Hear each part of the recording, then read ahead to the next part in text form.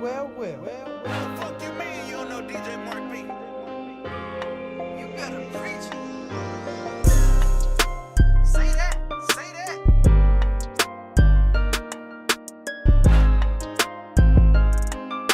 Oh, you better go now.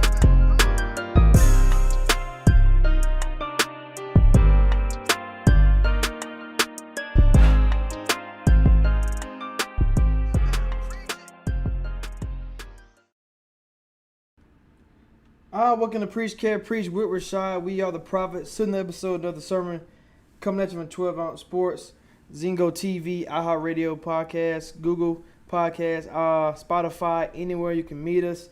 Rashad, man, what's going on? What it do, man? Hot pot summer in full effect. Facts on facts. Man, we got a little interesting show. We're not trying to be all over the place. But first, we want to start off with the Alex Smith story, man. Getting to see him back in pads and all that stuff, man. What were your first initial reactions? I know he had like an 18-month, from a gruesome injury, but now, getting to see him out there on the field, man. The story come full circle, but yeah, it's not done yet. So how do you feel about Alex Smith right now? I don't have it for him personally, but from a football perspective, I think he should probably just go ahead and retire. I understand guys want to retire on their own terms. He don't want to end his career on that kind of a play, stuff like that. But he's made a lot of money. I can't really think of a team that could use him. I don't think the Redskins, the Washington football team. I'm about to say, don't mess up now. Yeah, so I don't think the Washington football team will use him. They already have Haskins, their guy of the future. They have Allen, so I really don't see what team would take a chance on him health-wise, even though he's cleared. And I understand the thing of I don't want to end my career, like that, but I think he probably should just go ahead and hang it up. If he wants to try football again, maybe reach out to The Rock for the XFL in 2021 or something like that. Dang. But outside, because there's no preseason this year, so he won't get any reps. And I saw some practice reps with the Washington football team. I really don't see him doing anything of note football-wise. So, he had a heck of a career. 49ers, he was pretty, I won't say elite, but he had a pretty good run. And the Chiefs, he made a lot of playoff appearances. So, pretty solid career, plenty of money. You can take care of your family and live comfortable, man. That's really all you want to take from this, Sports, especially football, is a violent game. Yeah, like you say, guys want to go out on their own terms. So I don't know if he, called it a career, but, this guy, that injury was so gruesome. They almost had to amputate his leg. Then he had an infection and almost died from it. So this is a guy he went through a lot. I can't remember the actual number, but I know it was over 15 surgeries he had to have. So, when you work as hard as when going through this and you work as hard as you do, and to get in this point, I get why he's want to go out on his own terms. And true. And you made up a good point for the team in Washington. They have a tough decision because they low key already had moved on. You drafted Haskins. You used the first round pick on him. Not even low key. Yeah, first round pick on him, finally giving him the reins this season. Obviously they didn't really help him as much. They had to cut Guice because he can't get right. You got it. Oh man, Guice has a lot of stuff going on right now, man. Right. All I can say is anybody who cares about Darius Guice, please send some prayers to that young man. He's in a lot of trouble right now. What? He's probably. It's gonna allegedly. Be allegedly, but you got. We're not getting into that, but you got Terry there. They try to go get Mark Cooper, so they did try to help him a little bit. The offensive line coming, I guess, but it is scary, because you don't have that offensive line. Haskins, you remember on the sideline last year was like, "Come on, guys, come on!" Try to hype his guys up, and if Alex Smith got to be scared to step behind that kind of line. With worried about your leg, because that mental state is going to take a year or two anyway. And like you said, I don't know who's going to take a shot at him if he does leave. So maybe if Haskins ain't the guy, Alex Smith can just wait and get in. I don't know. Bro, Alex Smith as a high character guy, but truthfully, let's be all the way honest about it. he doesn't even know that he can withstand a hit to his body or his leg. You know, like what if Yeah. it's quarterback. Somebody's gonna be around your feet, and I don't want to see him doing. You know, we know Brady would just take a nosedive in the pocket. Like I'm not getting hit. I'm just going to take a nosedive. So, I mean, why would Alex Smith risk a potential ACL injury or anything worse again? You know, just. I mean, I understand, but I think he should probably call it a career. Yeah, I mean, so far he looks okay. I mean, obviously they're not doing any crazy work or nothing like that. But I mean, we'll see, man. I'm gonna give him benefit of the doubt because like you do want to see the story. Yeah, you want to see the story and the comeback trail of him. So shout out. I mean, come on, man. Yeah, come on, it's Alex Smith, man. This guy. I mean, he is Mr. Game Manager. I mean, so I don't know. It's gonna be interesting. I think the old line doesn't help him, like you said, going at his feet. But shout out to Alex Smith, and glad to see you standing up and so far you made it, to this point. So shout out to you. Yeah, and that might be good enough. That's the win for me. You're that's fully the win recovered. for me. And that's the win for me, man. Like if it's a movie, you roll the credits right now. You didn't have to get your leg amputated. You recovered from all your surgeries. You can walk again, almost without any type of a limp or noticeable, defects in your body. You're alive. Man. Like you can spend time with your family. You can still go play with your kids, play catch with your kids, or whatever. But roll the credits. So you saying this shouldn't be no part 2 to the movie? Okay, that's fine. That's fine. If it's a sequel, it need to be him coaching. I like that. But another thing before we get into the stuff, our guy, man, Messiah, man, up there in Toronto, man, the video coming out, him getting pushed by the officer, and I think it's just so many examples of just policemen and just not like it doesn't matter. And his statement says it's because I was black, and like I'm glad like you said video Kyle Lowry going to grab him and hey man, come on, let's go like let's, don't worry about it, come on, because at that time it's the time to be cheered and celebrated and not going through what you're going through, and no matter how successful he's been, we both think he's the best GM in the game. So as far as putting the team together, so it's like at the end of the day, yeah, he's still black, and that was kind of I mean, I don't know how many examples we gotta show people that is a reason why they're fighting for the social injustice, why we're Kaepernick was kneeling. It's a reason for all this stuff, and I don't know how many more examples we need, or how many more of high powered guys have to be, shown like that. This is a millionaire. Like this is a guy who will take care of, control basically the whole country. Basically now he only because it's all Toronto. So I think that's kind of crazy, man. What was your thoughts about it when you see the video? No, you can take money out of it. You can take his job title out of it. You can take all out of it. Like the main point is this is a sporting event. Mm-hmm. He has on his credentials, and he's showing you his credentials.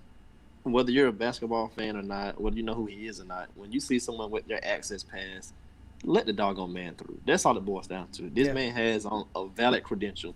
So what reason do you have? Masai didn't say a word to the guy. He didn't make any forward gestures or anything. He simply reached inside of his suit, pulled out his credential, and was awaiting access to go to the stairs to join the stage. There's no reason to put your hand on this man twice. No reason. Yeah, hopefully they'll take care of him. I mean, that basically ruined this man's celebration. Like this man executed the Kawhi trade.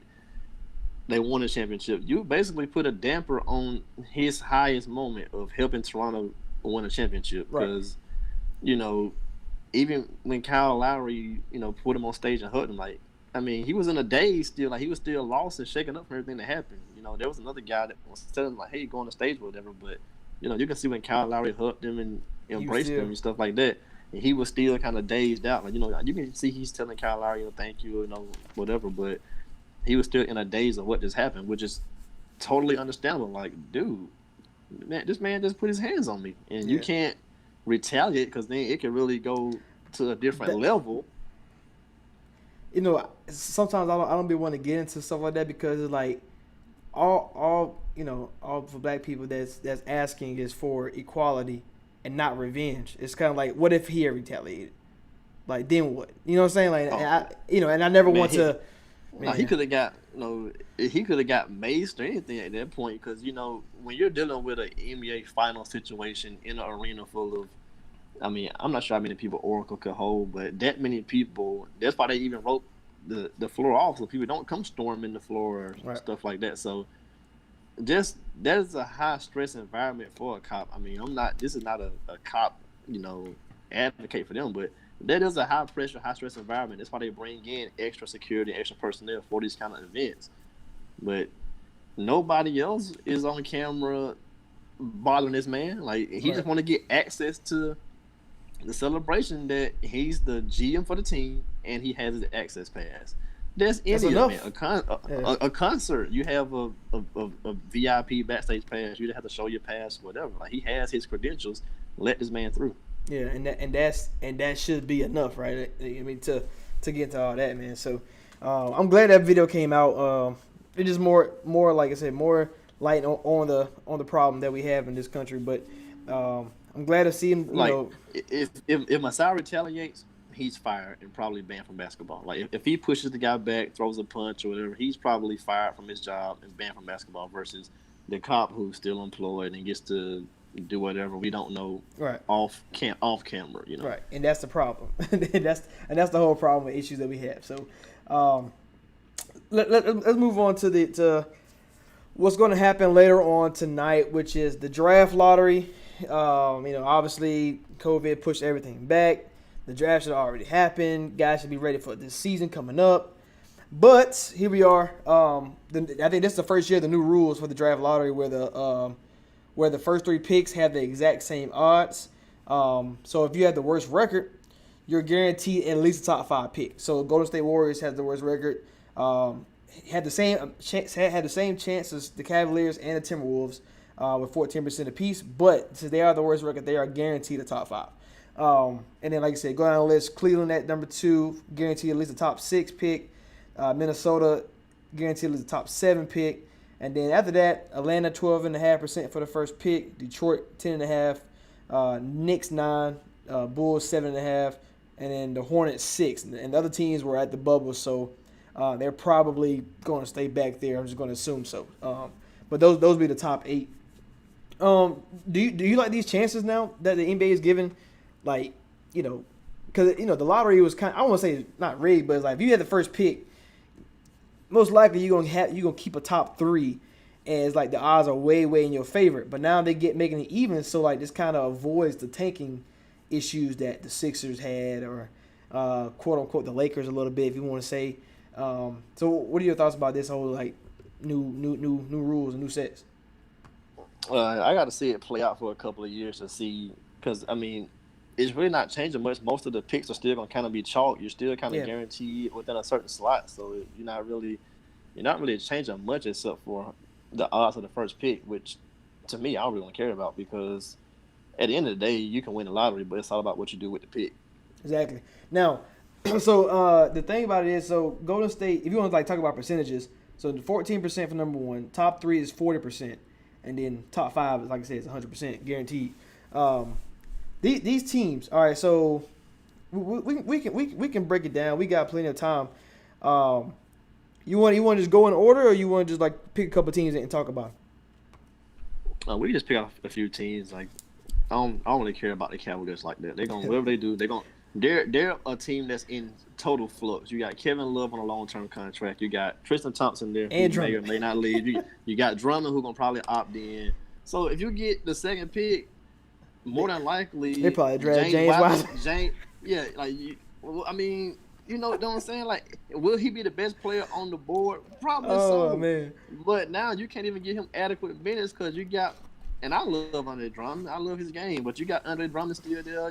Thompson may come back, Kevin Love. So where are you going to give minutes to Wiseman? And then you can't draft up Anthony Edwards or LaMelo Ball because you got Sexton and Garland. I was about to say, you really stuck. What do you really do?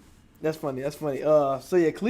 Cleveland, one of those teams is like, they don't even have a coach. They fired me. Like, who the coach? Oh man, they don't have no good direction, but they got talent. It's there. They don't got no, they got people. like you said, yeah, the way the draft's up this year is more of a guard or big. I mean, Anthony Edwards is 6'5", 6'6", so he probably can play small if you want to. But anyway, No, let's not worry about Cleveland. So that's three dominant ball guys. You can't have that, man. you know what team I want to talk about? Minnesota. Like, the reason I say this is because I think Cat and D'Lo could be a great pairing. I think when we was trying to, not we, but the world was trying to get Cat and Wiggins to elevate. I don't think Wiggins had that in him to be a, how you always talk about, some guys are meant to be number twos, some guys are meant to be number threes. I think Wiggins, to me, Wiggins is he's a 3.5. He can be your 3 or he can be your 4 like Harrison Barnes. He's right. a 3 point. Wiggins is a 3.5. Because Wiggins is a scorer, but you're really not gonna get that much else. Like, he's not going to extend the scoring. He gets you about 18, 20 points, whatever. And he should have that demeanor, but he just don't have it. So it is what it is. But now with D'Lo who can push for that, I can be the best player on the team. Him and Cat can be 1A, 1B. So they all they need is a good person here. Like, and I don't know if I think Anthony Edwards fits. Even though Wiseman can fit, because Cat and him can shoot. They both can space the floor. So I think Minnesota has a lot of good options in this, and they was to get a top, obviously they're top 7, but if they can get a top 3 pick and guarantee themselves, Anthony Edwards or Wiseman or even LaMelo, whoever it may be, Minnesota, yes, they might be a while, but they got the right kind of team around them, man. These guys can be the future in a obviously a dominating West right now, but we seen the Grizzlies, we seen the Thunder. Surprises. So, Minnesota could do the same thing as well. I don't see it. I won't see it. Hey, Cat, I'm trying to tell you, man, Cat and D'Lo, they get if this person they draft is a star, I mean, you really don't know. No, I'm not feeling it. I like Cat. I think behind Luka, he's the second best player under age 25, and Russell, he falls in the top 25. I'd have him after 15. So with so many guards, I'd have him after 15, somewhere around 17, 18, maybe even 20, kind of depending upon the deep analysis. But your 2 best players don't play defense. I want to see what they do with Malik Beasley. I think he's worth keeping, so they'll probably pay him 3 or 4 year deal, some decent money. So at that point, if you sign Beasley back, your guard spots are kind of locked up. So are you going to pay Beasley and make him your 6th man or what? So I don't know what they're going to do. I don't think Wiseman's skill set and Cat would fit because nobody really plays 2 bigs anymore. So I don't see what Minnesota can do. And then, leadership-wise, I like Ryan Saunders. That was the guy they kind of wanted to get. But Minnesota's been bad for so long. Like, up top has to figure something out. I do I think Anthony Edwards probably would be the most versatile in his draft class. I mean, like you said, you just mentioned the guys don't play bigs anymore. So if it's positionless, it's okay to have Malik Beasley, Edwards, and D'Lo 6'6", Anthony Edwards 6'5", 225 already, and then Malik Beasley who can be a shooter. So these guys, you have enough weapons. I think Anthony Edwards he mentioned in his little story that he prides himself on defense. So D'Lo and Cat don't play the defense. Well, here goes Anthony Edwards, who you will want somebody who had to have that, that mentality to come in. But I think Minnesota. I mean, when you think about all the other teams that's in here, obviously, like the big markets have a chance to get a guy in the draft and sign a star, and Minnesota doesn't have that. But if you talk about just strictly just drafting and what they already have, I think Minnesota has the best chance outside of Golden State. But, when you look at Detroit, you look at Atlanta, Chicago, Knicks, I feel like the Cat and D'Lo pairing is so much better than anybody else got. I mean, you can compete with Trae Young and John Collins, but they got to prove it too. In Detroit, Knicks, and Chicago, they don't really have no sense of direction right now. No, I'm not feeling it. Whatever they do, I'm not feeling it. I mean, they still have Jarrett Culver there. Like it's just they drafted Okagi. It's just a lot of stuff right now, man. I'm not really sure what they can do roster wise. So if I'm them, I'll take the upside of my man from Dayton, Obi Toppin. I mean, Yeah, I don't really. if I'm them, I'll do something like that. I mean, I don't know. that's I about don't the best know. thing I can see. Obi's one of those tweener guys. Like, can he guard small forwards? Is he too small for That's power why forwards? that's why I'll I take don't him know. because at least that's why I would, depending upon where they fall in the draft, he's probably a good risk because of positionless basketball. So there are I, going to be teams where you can use him and match up versus you don't need Anthony Edwards, who's a scorer. I mean, yeah, he plays defense too, but you don't need another scorer when you already have two guys who want to dominate the ball all the time. And I think Edwards has the potential to be a 22-point scorer in the NBA. I mean, if you're gonna go somebody like that, then a Coro from Auburn would be nice. You're talking about a guy who can shoot the basketball, space the floor, 6'6", playing that big role at Auburn where he playing the four or whatever. So I mean, you like I said, I think this draft when you start breaking down the actual talent in this draft, there's really no clear cut guy that you be like, oh, he's the guy. I mean, I believe in Wiseman, Edwards, and LaMelo. After that, that's when it gets start getting chippy or whatever. So let's move on to the big market teams. The Knicks. I know you got high not praises, but like high I don't know, whatever I'm looking for. Like trying to see the future on these guys and like saying, okay, Knicks can potentially have the money to go get a Giannis and make a trade for a Devin Booker. Something like that crazy. Do you think Knicks need to win the lottery or something like that to not only put them in position to go trade for somebody like that, or do you think they're just a year away or something? No, I think James Dolan, he's probably one of the top 5 worst owners doing it in all of sports right now, not just in all the sports. But just from what they're doing, worldwide West, what they're doing in other spots, Yeah, it's starting to look pretty good. yeah, So I can agree.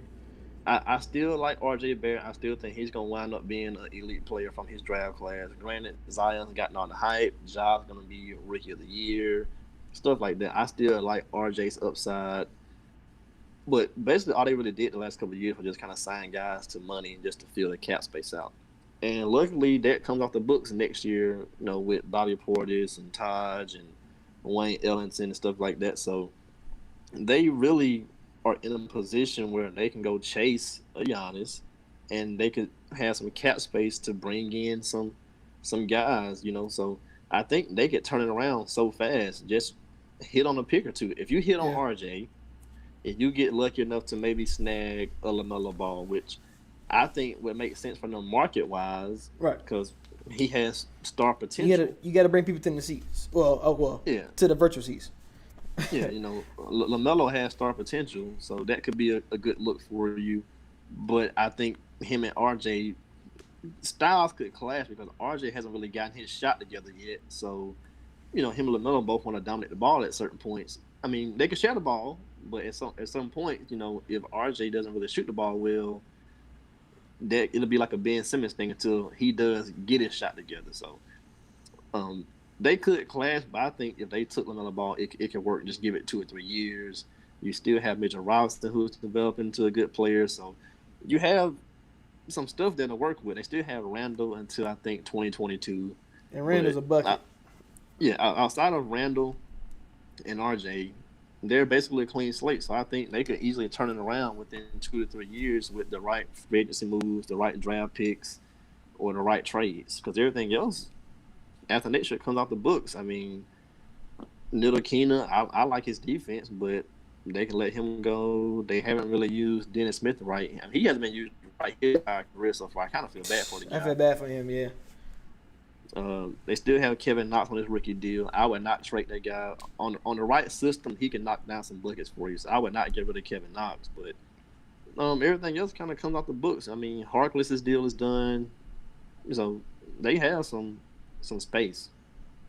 Yeah, I think they got pieces, and you talk about hitting on draft picks. I mean, like what do you count as hitting? Because do you count like a guy making all NBA? Like for example, do you count Portland hitting on Dame? Obviously that's a hit. But what do you call like a Zach Collins? Like he's not sorry. You know what I'm saying? Like is that what would you call that? Is that a That's a hit. If you Okay. To me, that's a hit because I mean, granted, he's just a borderline starter role player, but guys like him and Kelly Olynyk, they add to your rotation. Right. Like if you draft a guy like that, that's a solid pick. Granted, you want to when you. That's the thing about. I think we all do it. Revisionist history. When you go back and look at a draft, you look at this guy was taken before this guy. Yeah. So that kind of makes you look like, damn, what happened? Like when you look at Michael Porter Jr. and Donovan Mitchell going, where they went, and you see some guys who were took before them, but not having the same kind of success, it makes you wonder what were y'all evaluating. Mm-hmm. But at the same time, Michael Porter Jr. had a broken back. It wasn't even a guarantee he was going to play. Yeah, and it still took so him. So you got to look at stuff like that, or like like how we kill Charlotte. When you got these top lottery picks and you keep taking Vonleh and all these guys back to back, Zeller, like those are misses. Like you're not reading the room, you're not sparking open the room. Nothing. Yeah, you're not, that's missing on picks. But when you have Kelly Olynyk or Zach Collins or guys like that are good rotational pieces, that's a hit. I would say this. So Zach Collins will be a hit, while Dame is a out of the park home run, right? So for the Knicks, you got RJ Barrett, who I think at least so far the rookie season is a hit. Mitch Roberts is a hit. Knox, I mean, you can say, you can say what you want to say. I don't think he's being used right. Being used right, right. Bro. He's not being used right. They try to they trade Chris Stapps for Dennis Smith, not using him right. I think Frank is. Frank, a nice point guard, 6'5", who can facilitate and play defense. I mean, not everybody can be a superstar. So, I think that's a hit. So you talking about guys? You talking about they're hitting the last few. They hit a home run with Porzingis. They just couldn't keep him. Like I wish they could have. But either way, yeah. So if the Knicks, they got a 9% chance at being the first pick in the draft. If they can, that's why the Knicks are, bro. Like, I ain't want to cut y'all. That's why Knicks stupid. Like. If you wanted Dennis Smith Jr., just draft him instead of Frank. Why are you gonna trade Porzingis? Like they did do stupid, that, bro. yeah. Like Frank was the 8th pick, Dennis the 9th pick. If you wanted Dennis, just draft him in 8. Yeah, I don't really. I mean, obviously, it's more details that we don't really know about that Chris Stapps Porzingis stuff, and you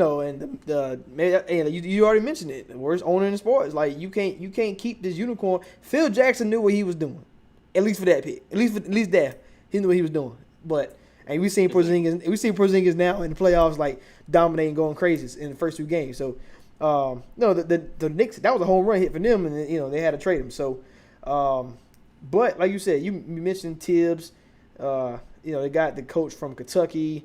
They bringing in the right guys. They're getting the front office right, bringing the right coaching staff. And if they can wind up and luck up, bro, today, and get a top 3 pick, whew. Like you said, it's on you. You have to be able to attract somebody, and maybe you can get Giannis to look at New York, or maybe you can get.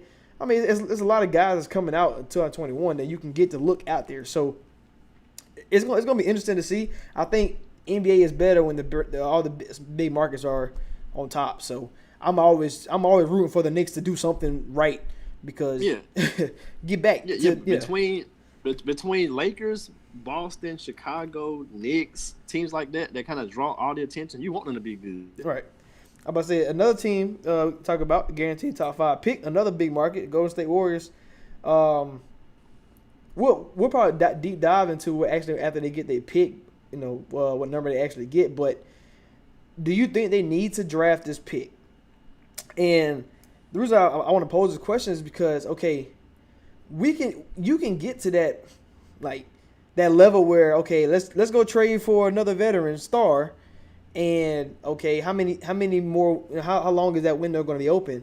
But don't you want to keep that window open now and then? I mean, like later on. So I don't know if you get the top 3 pick, like why wouldn't you think Edwards or Wiseman will be a star, right? And yes, it's not. If Curry, Clay, and Dre won a championship together, I mean, in the West, they're gonna be in the playoffs if all healthy. So why wouldn't you get a young and rising star with that? And you got Wiggins, I mean, they might, but it's been so many rumors about them trading the pick in Wiggins for, another star. So, I mean, obviously, if you was the Warriors GM, which way are you trying to keep that? You trying to win right now, or you want to keep the window open? Because the West to me is up for grabs. I don't think nobody really has it. So if Draymond, Clay, and Curry can't be with AD and LeBron, or Dame and CJ, Luka and Porzingis, like, they good enough to be in that same category. So I don't know if they really need another star. Well, no, it all depends upon your mindset. If I'm the Warriors and I can package Wiggins and this pick and go get a proven commodity, oh, it's out of here. Because the NBA is about what you have right now. Go ahead and capitalize. Like a draft pick. Yeah, we tout these guys, we scout these guys, all this kind of stuff, but there's no guarantee this guy will turn into what he's projected to turn into. There's no guarantee. You don't control how hard he works. What if he gets to the area, he doesn't like living there, he's not getting the minutes he thought? Like, you have to get him out of there, he doesn't pan out, so certain things you're basically taking a gamble. That's why it's a lottery to a certain extent. You're taking a gamble versus if I can package Wiggins and this pick and go get another wing or something like that and basically win another title or two, and then this young player can still extend us out once Curry ages some more, Clay ages some more, and Draymond ages some more. So I would go that route versus trying to hold on to the pick and just hope it hits. I mean, granted, the Warriors do need some depth, but I think they kind of found some diamonds in the rough this year. So, you can always do some vet minimum deals and stuff like that to kind of fill your back end, your back end, your roster out. But if someone wants to take on Wiggins and his $100,000 billion deal, he has 3 more years. 3 more years remaining. So if someone wants to, he's still pretty young. He's only 25. So if you want to take on Wiggins' money, 3 more years, you get a potential top 5 pick, and you're sitting back at a proven commodity. I'm all over that. I'm trying to figure out who the hell the star gonna be though. Like, just because, like I say, it's always I love when people make these trades up. Shout out to guys at Black Bleacher Report, ESPN, those guys, and they make up trades. I seen some crazy ass trade today. We're gonna trade Wiggins. It was like Pascal, not Pascal. What's his name? Paschal, the one that played for Villanova. Eric Paschal. But he has a lot of upside, man. Right? Yeah. But you Wiggins, Pascal, the first round pick for Devin Booker. Why would the Suns do that? In what world would the Suns do that? Like, and I was like, do y'all like just say, okay, the money matches, so let's post this article? Like, I get it. You want to be flashy, you want to bring stuff, but why would the Suns do that? Why would the Bucks trade Giannis for Wiggins and those guys? Like, I was trying to figure out what star are they looking for? Because obviously they're not going to trade. I doubt Timberwolves do it with Cat. Trade Cat away, and that's the thing. Like, I don't know what stars right now need to be quote unquote freed that the other team will be like, yeah, we need to start over. No, I always look at guys like Otto Porter Jr.'s and Zach LaVine, guys like that. Like somebody who won't really command a lot of attention or a lot of shots and stuff like that, but they're still pretty young and they can kind of fit that spacing, shoot, get out on the wings and run type of thing. So, it won't be anybody who can kind of supersede Clay or Steph, but it'll be somebody who they think has a lot of high end upside. I know the plan.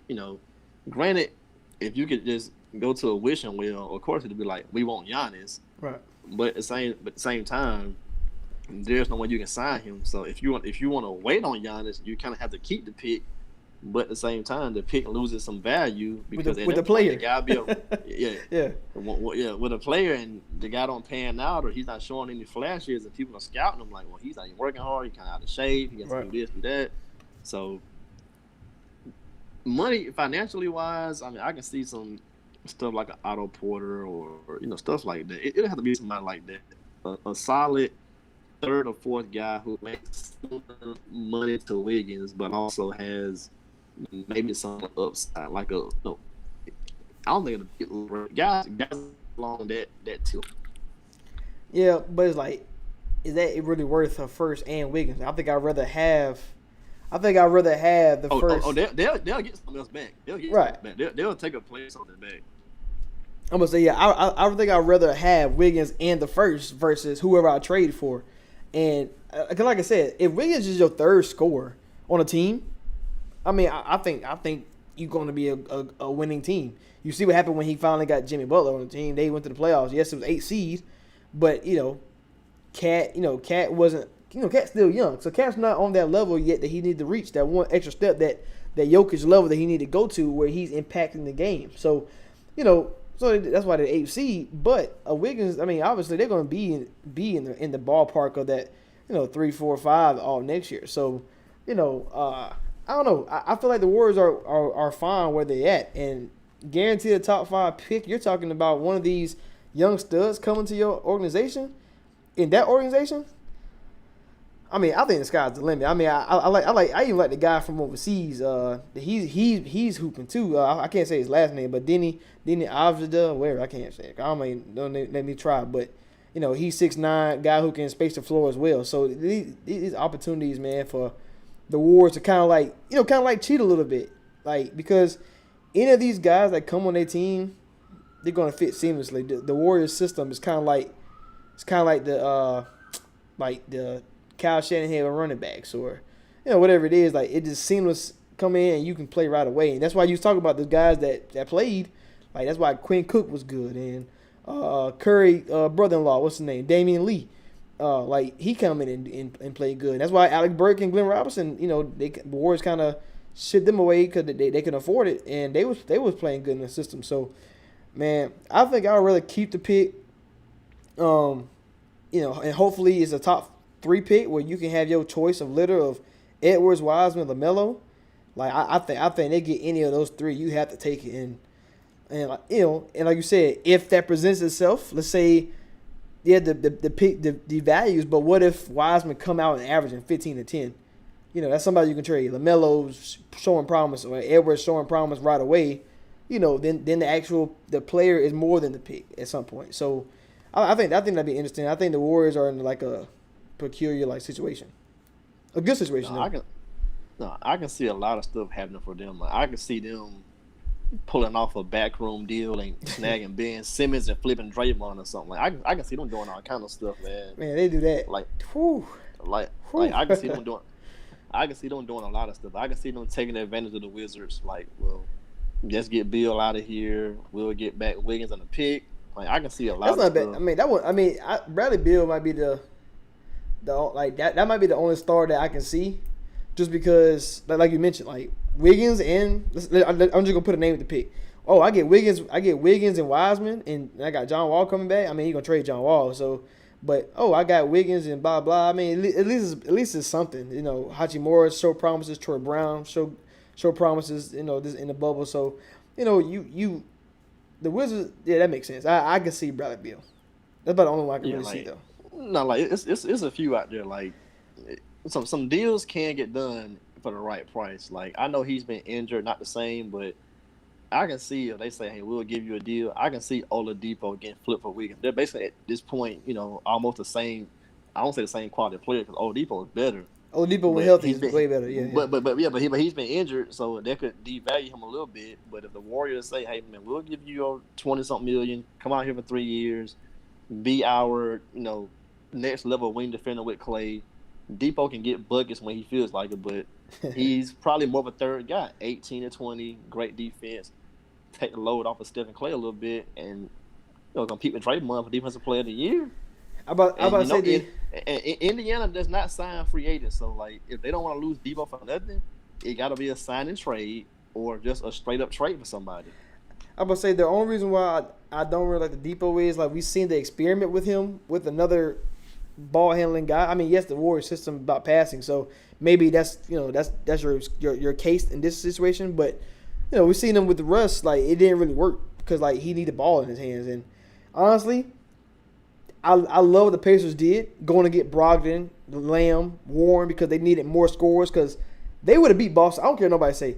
They would have beat Boston first round if Oladipo was healthy last year. I don't care. Like, they was in every game scoring, but when Oladipo was hurt, they had no other answer besides Bogdanović. So, Yeah, I'm with you on that case. Like if Debo can come in and kind of take that step back, of his career. If the injury if he can't get the injuries like to get back on trajectory where he was when he was a top 3 shooting guard in the league at one point, one season. But I mean, yeah, you're right. It is some guys out there. It just depends on, how much you got to give up because you're gonna have to give up a contract because Wiggins make a lot of money, Draymond make a lot of money, and Wiggins is really the only guy that you see is out of there. That's the only guy because you're not gonna trade Draymond, not gonna trade Clay, obviously Curry, you're not gonna trade him either. So it's like, man, how much value is that first and Wiggins? Like I feel like that should get you a star, and I don't know if Oladipo is enough, but then Bradley Beal might be too much. Kind of like that little in between this thing, and I don't know. Man, I'm telling you, I got Ben Simmons and Joel Embiid on the radar. The only reason why, so you think the Sixers would trade Embiid? I mean, because all right, so Draymond Green. They got to start over at some point. I mean, but at least if you think about getting a top 3 pick, at least you can start over with a pretty decent slate. So you would rather, for the Warriors, they would rather get Embiid though, right?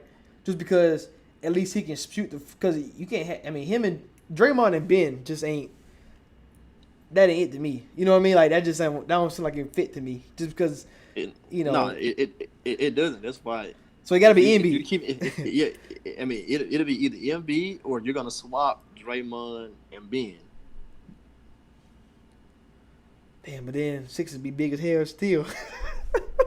Yeah, so that's why I think it'll be Embiid. Yeah, Embiid. Draymond can handle the ball, but I don't think it'll be him. And he's like the Warriors glue guy. So right. Embiid, somebody from their quote unquote big 3, Tobias, Ben, or Embiid. I can see one of those guys flip to the Warriors.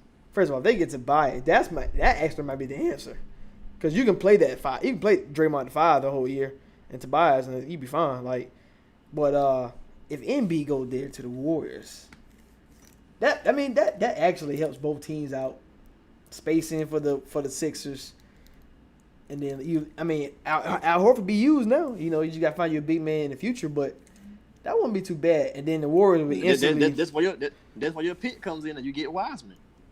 Yeah, Wiseman. Yeah, I like it. That might be the best one. That might be the best one. You talking about, but that instantly makes the Warriors the best team in the league, like instantly. Like that's crazy. Yeah, or if you say scoring, or if you say, all right, we need somebody to replace what Fultz didn't give us. There's Anthony Edwards right there. So now you got Ben, Josh, Shake Milton. You got too many options. Anthony Edwards. You got guys to give Ben can get the ball up to those guys. You got Tobias. Like you've opened up the floor then. So I think Philly's the top target, and then my second target will be like Bradley Beal because he's just kind of stuck out there. And then just kind of when you start going down the line, just making the money match Chicago, Pacers, teams like that. Yeah, but I like that Sixers. I like that Sixers. What about teams like Atlanta? Do you think anything they do is gonna matter? Trey obviously need the help. John Collins is shown to be a good player. But right now you gotta wait on Hunter, you gotta wait on Reddish. We gotta see what Kevin Huerter is about. Can he be more than just scoring? More than just shooting. So no, he's there. JJ Redick. Oh yeah, of course. And sometimes you need that. So Hunter's there for the wing defense. To play defense on the wing. So he's there. So if the Hawks get the 1 seed, I've seen a lot of LaMelo.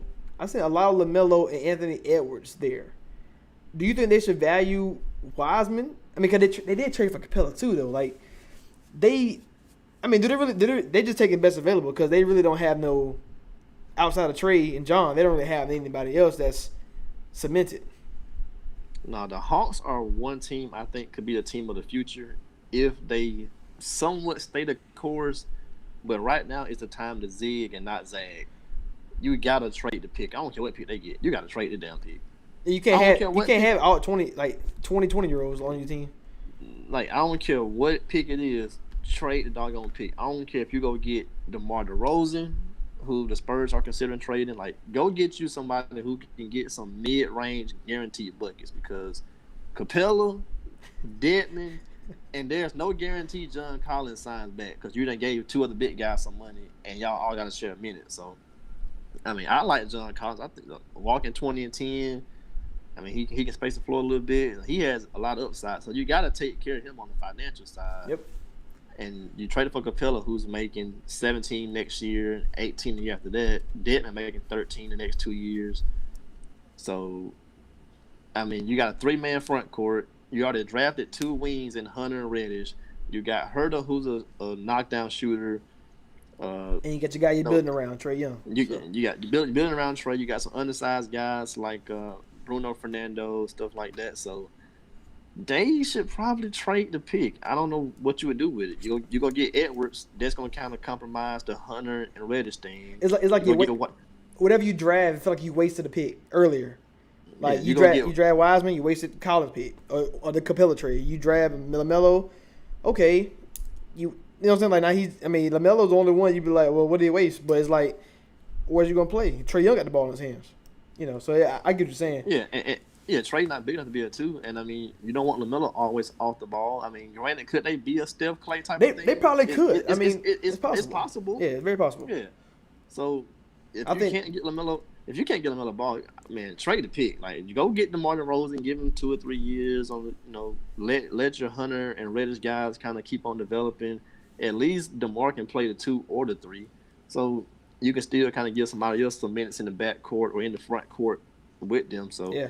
If you're not going to get a guy like DeMar, I can't even think of anybody else who's coming up free agency wide outside of DeMar and Oladipo right now. I'm gonna say, go get you a wing because like you don't really have no defense on the roster. Go get I don't want to say a vet, but somebody who at least got a second contract that can play some defense. I would say, and you really don't really want to go get Oladipo just because of the fact, like, he injured. Like you don't know what you're gonna get from him actually. I mean, the only guy that I'm looking at right now outside of DeRozan, I mean, is your Porter Juniors. Maybe a Gordon Hayward gets let go or something. I don't know. I mean, you really don't. Man, it's not. Porter Jr. would be a doggone fool if he declined his play option. We got going on too. We better take the damn play option. Oh, that's high too. It's high. Yeah, it's up there. It's about 28 million. Yeah, 20. I was about to say 27, 28. Yeah, that sounds about right. You're right. I do like that option though. Trade the pick if you don't get LaMelo, trade the pick. So basically, if you don't hit the first pick, the first round, because like I say, you don't know there's nobody clear cut number 1. So it's kind of like if you don't get one to hold your destiny, you might as well just go ahead and trade it away.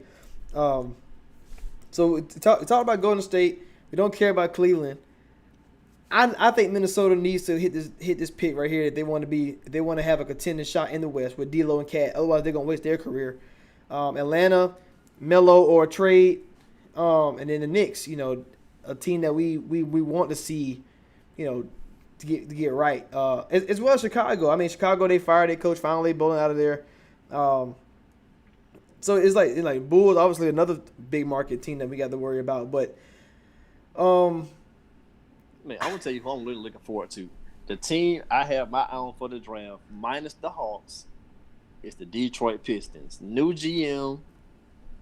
They're finna start rebuilding. I think Blake probably gonna be out of there at some point. They gonna trade Blake. Trading Blake might be their best move, and if they can get like another, I mean, I don't know what would you get, but you trade Blake to the Warriors and take Wiggins with you. Wiggins in the pick, and then this pick. Hey. I mean, but I don't think it'll work because he's injury prone. You already got Draymond. Trade D Rose too. Let them get D Rose too. They can have him too, and that way they had a bench player too. So. Yeah, the team I'm watching is Detroit, man. That's the team I'm watching the most. They should. Blake at some point will be out of there. I don't know who's going to take that money though. 36 and 38 the next 2 years. That's a huge price to pay for a guy who's been hurt all the time. My man been on the surgery table too many times. So. I'm about to say, you know, I'm a big Blake Griffin fan, and at some point it's like, okay, guy, like they brought you in here to be the guy and to put you over the top, and they had to trade Drummond because you couldn't get right. And pretty much though, man. I think Detroit is the team to watch. Maybe the draft could be setting up the future, but you got Blake. You just hired new GM from OKC. You got Dwayne Casey, who I think is a pretty solid coach. Yep. So if you trade Blake, you might have to start with a clean slate, like completely. So like to get somebody to take Blake's money, you might have to trade Kennard, who's a pretty good player. Ooh. So I wish you wouldn't say that though. I wish you wouldn't, cause I feel like they have two pieces that they need to keep no matter what. Luke Kennard, exactly, and we're on the same page now. Those are two pieces that, if you put stars around them, they're that's those got your JJ Redick and you got your guy who can crash the glass and put up and dunk. You got those two guys already there, and they're not going to command a lot of money. The upside of Sekou right now too. Sekou's only like 19, 20. Right, and he's obviously long as hell, 6'9" guy from I think France, right? If I'm not mistaken, somewhere over there. Yeah, he's a hybrid. Yeah, hybrid. So we'll see what he did. He played 38 games, 6 points, three rebounds, and only 20 minutes to play. But we'll see what he can do if he emerges. But like you said, you got some pieces, bro, and like, I mean, you got your Tony Snell over there. I mean, they traded Reggie Jackson away. D Rose, I mean, I think I was trying my hardest.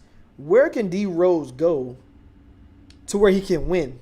Because at this point, it's obviously we got robbed of the D Rose Chicago years, injuries, but I want to see D Rose succeed. But if he can be a glue guy on the team, I think he might be fine with just he probably one of those guys like I'm happy I'm playing basketball, like it's not the rings for me. I think he one of those guys. Well, I don't want to say it's not the rings because everybody like to win. Of course. But I don't think he really. He won't define right. Yeah, he won't define himself off a ring. Like he already kind of said, like, look, I care about my family, my health, my money. So like, he's one of those guys, which is nothing wrong with.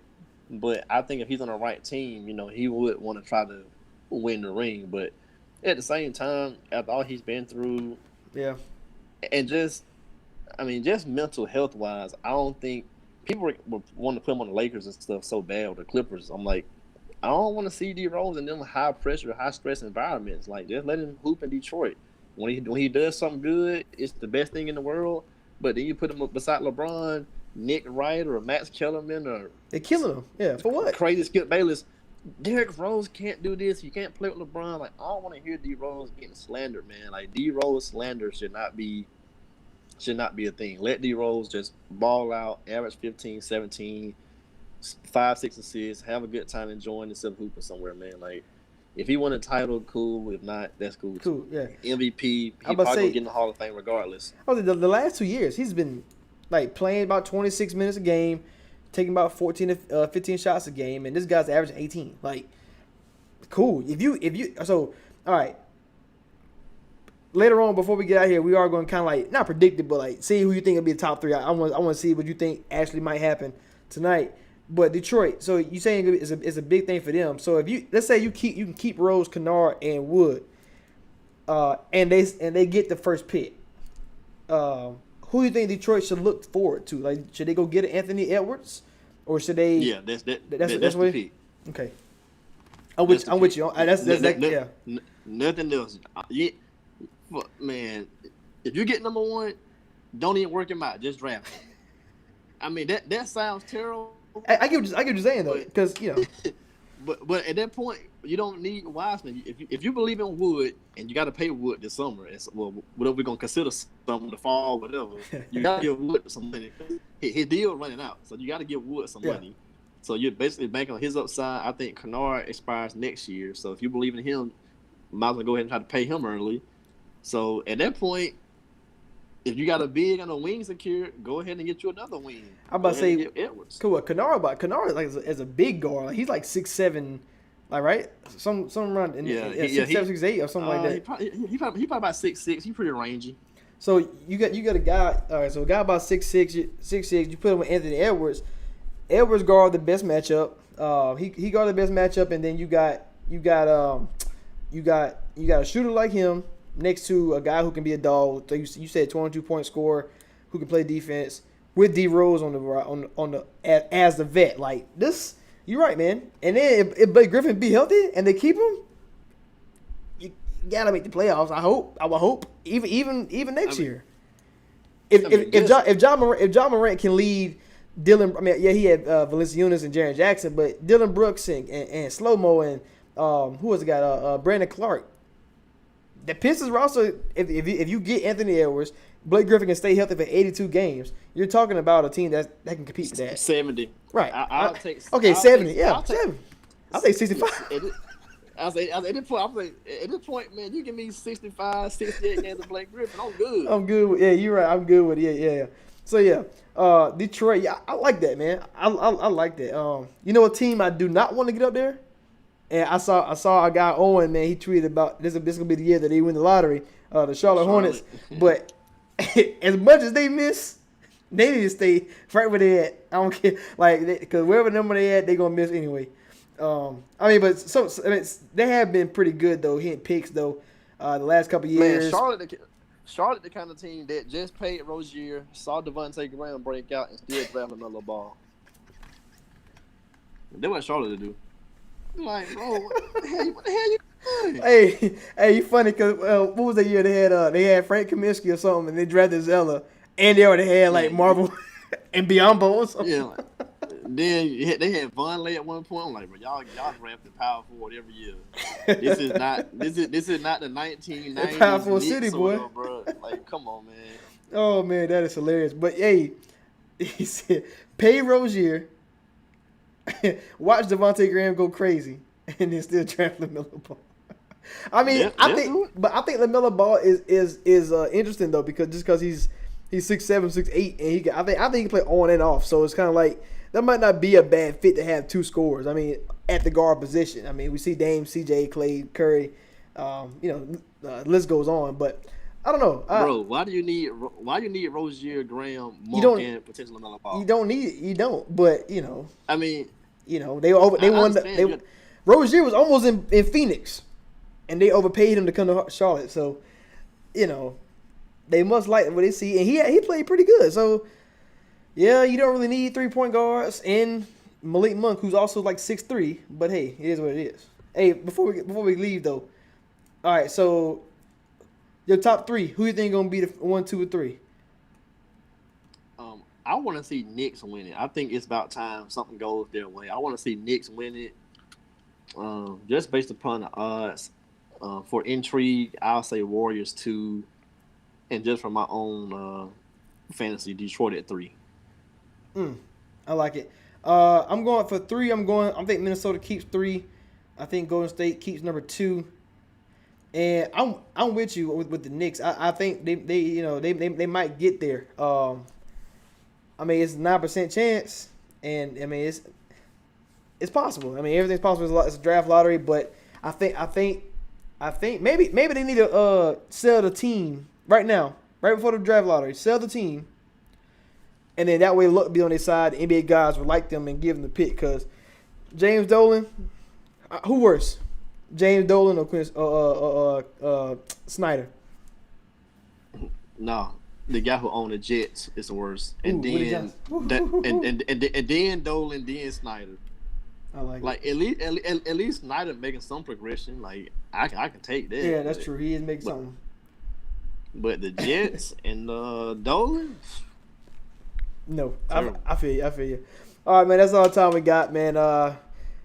We about to watch it. Is the draft lottery going down in 30 minutes? So we'll see what happens. So preach with Rashad.